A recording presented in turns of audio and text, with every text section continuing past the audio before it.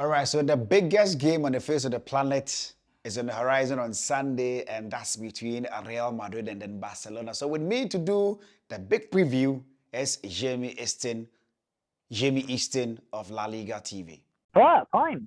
It's an interesting week in La Liga, obviously. There's the biggest game in the entire world of football approaching next weekend at the Santiago Bernabeu, and we'll be there. So looking forward to it. Okay, so then it means that let's engage into the mood ahead of the Clásico in Spain, particularly in Madrid.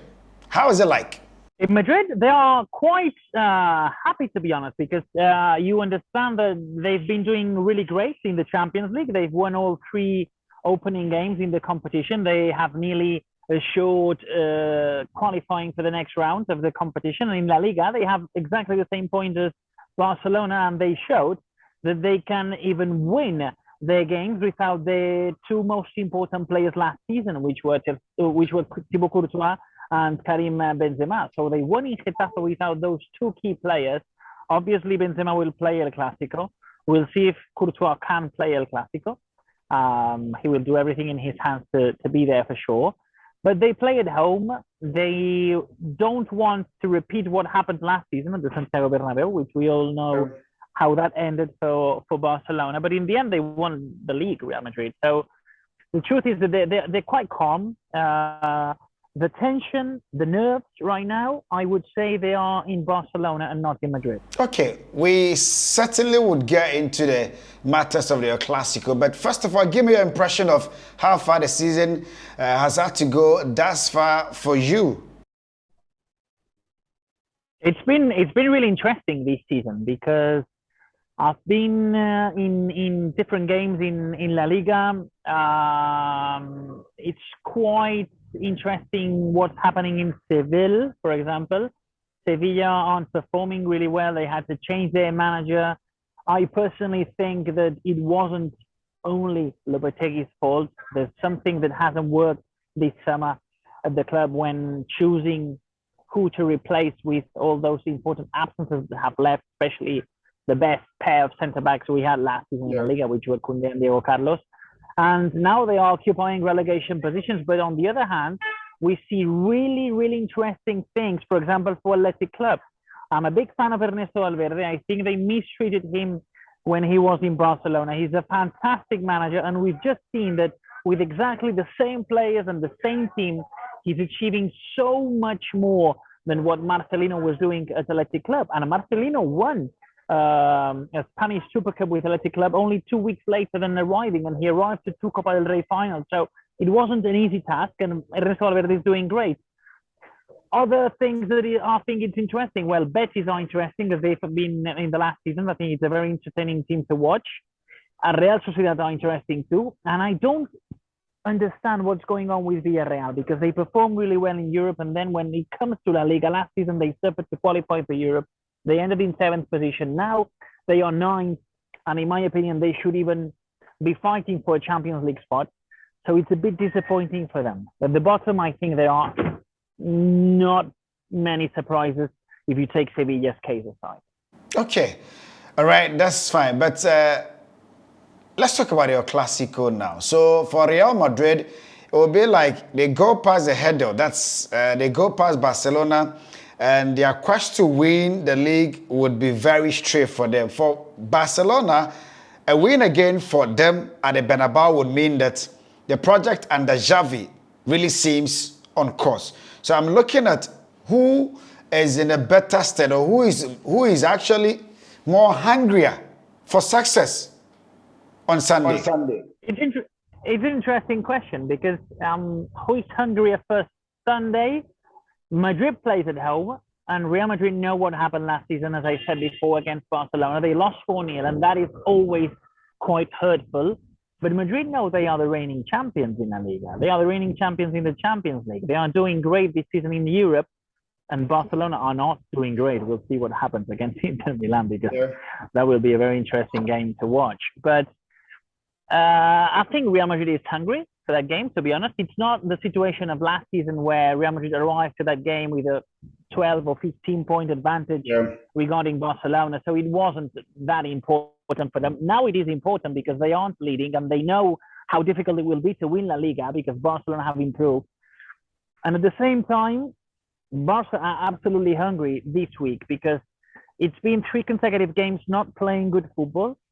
They didn't play well against Mallorca. They didn't play well against Inter Milan. They lost. They didn't play well against Celta, and they don't know how they won at the Camp Nou that game. So they have to prove that they can still be convincing without key players because they know they have important absences. But I would say that the most important game for Barca this week is not the Clásico. It's the game against Inter Milan at the Camp Nou.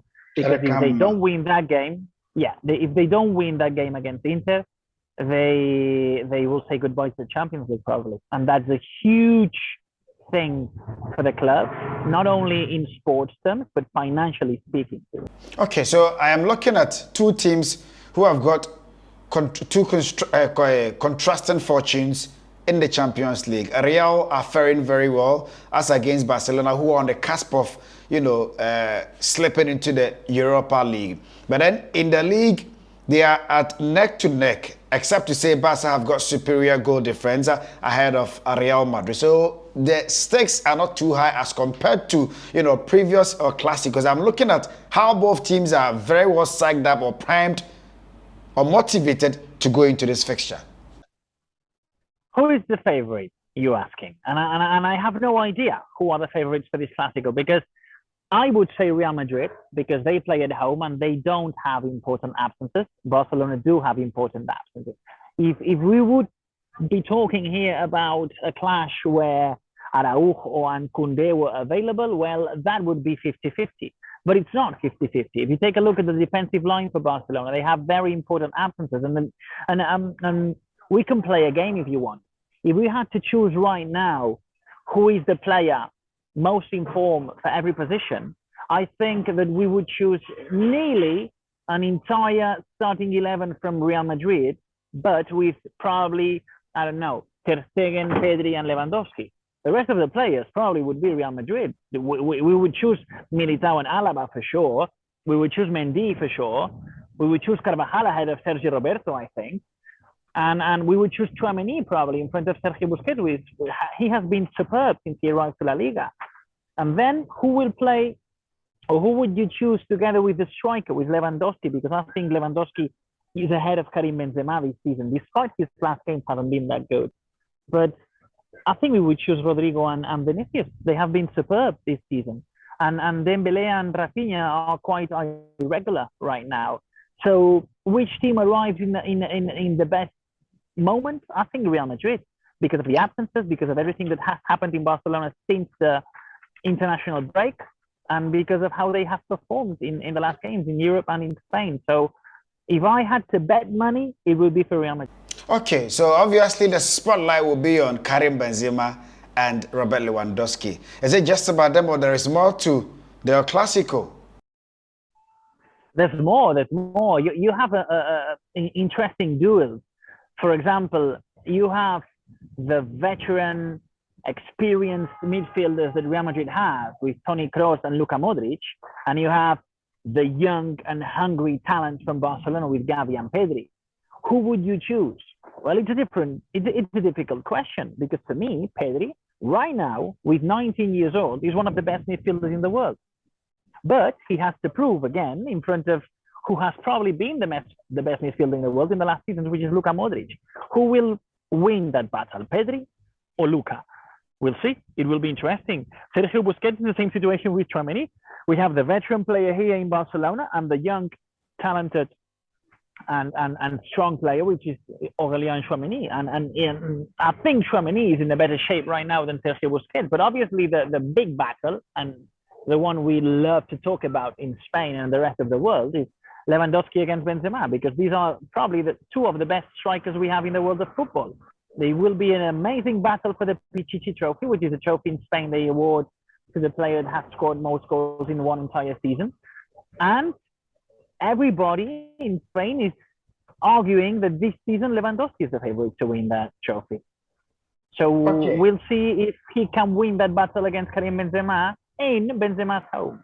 So the argument against Robert Lewandowski has always been that, I mean, he's unable to, show up when the big boys come around. And so we are looking at how he's able to fare against Real on Sunday. How do you envisage Robert Lewandowski performing against the likes of David Alaba, who was a very good friend when he played with him at the Allianz Arena, the likes of Militao, or it could even be against Antonio Rudiger? How do you envisage Robert Lewandowski to fare against those, or against that Real Madrid backline? Maybe Lewandowski has to play against all those three players because maybe Ancelotti decides to go with Militao and Rudiger as centre-backs and David Alaba on the left. Who knows? It's an option that Real Madrid has. Obviously, David Alaba knows Lewandowski, and that is in favor of the Austrian player. It won't be an easy game for Lewandowski, but in the end, I think it will all go down to how can Barca connect with Lewandowski. The other day against Celta Vigo at the Camp Nou, Lewandowski only touched 3 balls inside the penalty area of Celta Vigo. If he can only touch 3 balls at the Santiago Bernabeu, it will mean nothing. Lewandowski won't even appear in the Clásico. If Barcelona understand that they have to build the place, they have to connect with Lewandowski just like they were connecting a few weeks ago with him, I think Lewandowski can do a lot of damage to Real Madrid. So in the end, it all goes down to how can Rafinha and Dembélé connect with Lewandowski, how can Pedri and Gavi associate with the Polish guy, and we'll see if that helps him in the Clásico. But it won't be an easy game, especially with that defensive system. You've mentioned all those names: Alaba, Militao, even Rudiger, Tchouaméni, Mendy. Those are excellent players that know how to defend. And let's face something, Real Madrid don't need to crush their rivals to win a game. Real Madrid don't need to play brilliant football. Real Madrid won the Champions League last season suffering like nobody has suffered in the world of football before. Real Madrid know how to do that. The question is, do Barcelona know how to do that? We saw that Barcelona suffered a lot against Celta Vigo, and that's the first time where you see Barca not dominating, not deserving, but winning. This is interesting because we'll see if that has some continuity, because until last week, Barcelona had to crush their rivals in order to win them. So we saw something changing against Mallorca and Celta, which is Barcelona not dominating that much, but knowing how to win in games that are really difficult for them.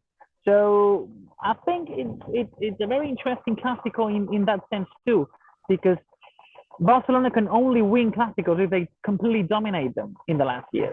If they can't dominate the Clásicos, they can't win. So maybe something's changing, and that will all depend on Lewandowski, because until the day against Celta, whenever Lewandowski couldn't score, Barcelona couldn't win. So they were depending exclusively on Lewandowski. But the other day against Celta, it's Pedri who scores. Lewandowski doesn't score. Lewandowski touches only 3 balls inside the penalty area of Celta, and Barca wins. So who knows if there's a positive lecture from that too.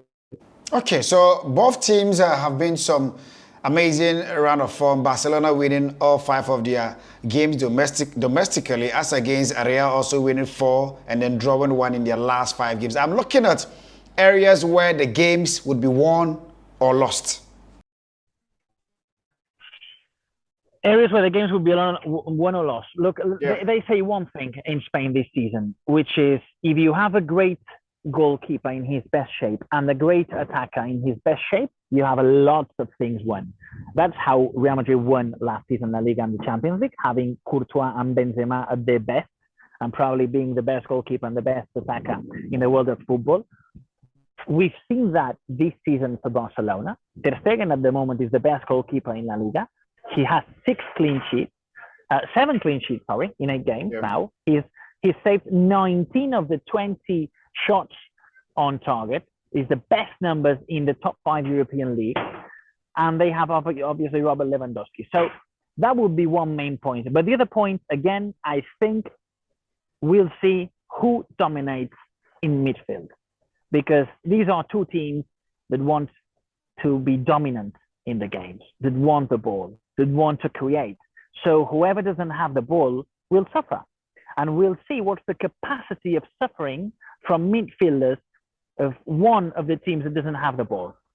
For example, we'll see what's the battle between the names I just said Pedri and Gavi or the most veteran players. We'll see even Fede Valverde plays, because sometimes when a big game approaches for Ancelotti, he just plays with Vinicius and Benzema and Fede Valverde as the attacker, but in the end, he's also a midfielder. So that could be interesting too, because that would mean that Real Madrid will play with four midfielders, and we'll see how Xavi reacts to that. If he plays also with four midfielders, or if he just goes with three. So there will be a superiority for Real Madrid in terms of midfielders on the pitch. So I think that could be a key point too. Okay. You are close to everything La Liga, and I would like to find out from you, how has the exits of Cristiano Ronaldo, let's say 3 seasons ago, and that of Lionel Messi a year or two ago, how has it affected their Clasico? Because those were the poster guys. I mean, the La Liga, sorry, their Clasico revolved around them. How has the exits affected the complexion of the El Clasico? I was covering La Liga. I've been covering La Liga for the last 11 years, and obviously I know what those years for Messi and Cristiano meant. I was working for an American channel. When you went to New York, when you went to Miami, when you went to Washington, and you were looking up and you saw all those big billboards announcing El Clasico, and you saw the face of Messi and the face of Cristiano Ronaldo, it was all about those two players. And obviously it's huge for the Spanish league to miss those players. But in the end, El Clasico is El Clasico. And now we have the battle between, again, two of the most important strikers in the world of football. They are veteran, but they are still superb, which are Karim Benzema and Robert Lewandowski.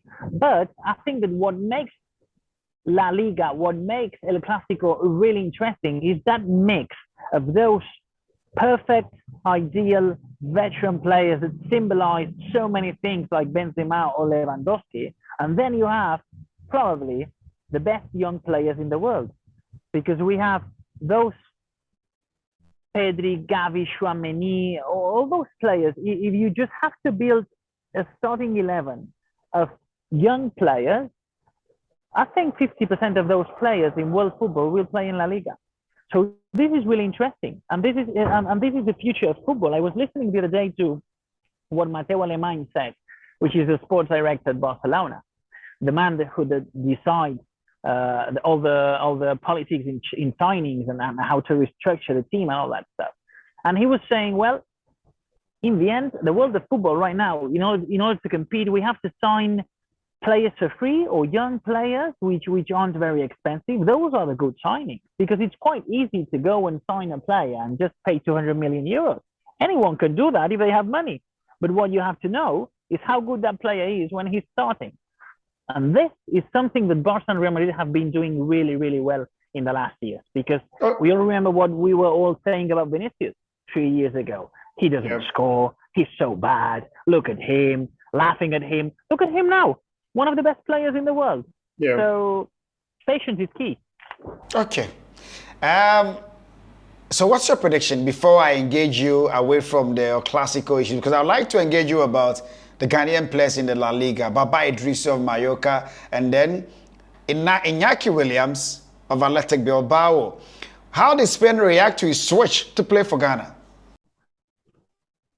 How Iñaki Williams, that was a funny story, to be honest, and I think it's really nice, and it's really romantic in a sense of way, because Iñaki Williams is really aware of where he comes from.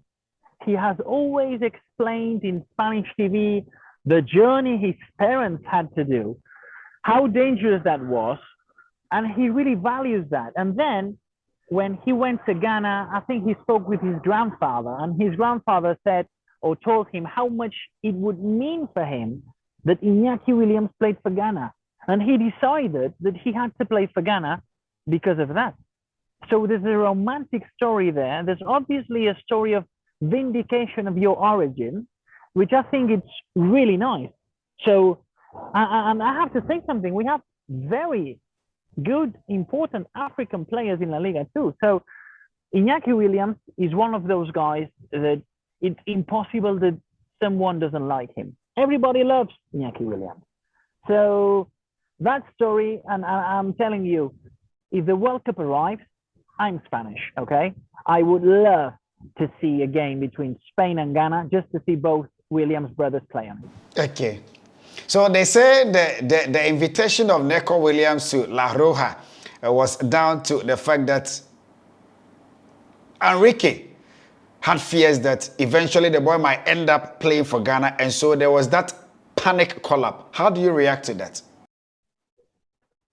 To be honest, when in Spain they understood how good Nico Williams was, they started all the process in order to make possible the debut from Nico Williams with Spain. So they did it in the last games of the Nations League, and the impact he had was huge.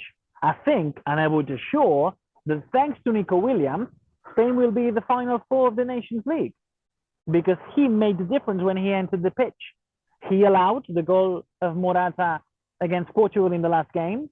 He tried to change things against Switzerland, despite Spain lost that game. But the minutes he enjoyed were really, really good. And now there's a huge pressure on Luis Enrique in order to include Nico Williams in the final list to go to the World Cup, because nobody knows who will go to the World Cup yet. Yeah. And there are so many options in Spanish football. We have the case of Iago Aspas, which we all know that he isn't playing for Spain despite he's a Spanish top goal scorer in La Liga. But we'll see if Nico Williams can play for Spain. But I'm telling you something, everybody here wants him to defend the Spanish t-shirt. Okay, we see how it goes. But your predictions for your Clásico before you take leave of me. My predictions for a Clásico this time, because of the absences Barcelona has, because of how both teams arrive, because of how crucial the game against Inter Milan is for Barcelona, and not as important the game against Shakhtar Donetsk is for Real Madrid. I think that Real Madrid will win the Clásico, will win it. I would say, you want a result? Okay. Easton, I'm so grateful. Yes, I want the result. 2-1. Okay, you're gonna... Yes, 2-1 in favor of Barcelona or Real Madrid. 2-1 in favor of Real Madrid or Barcelona. You're going to be on the pitch side on Sunday? I will be pitch side with Victor Sánchez del Amo, and will be with Xavi Ferrer in the studio in Barcelona. So we have one Real Madrid former legend and one Barcelona former legend. Okay, all right. Thank you very much for your time. But when we meet Spain in the World Cup, we'll beat you guys. We'll see. Okay. All right. Thank you very much.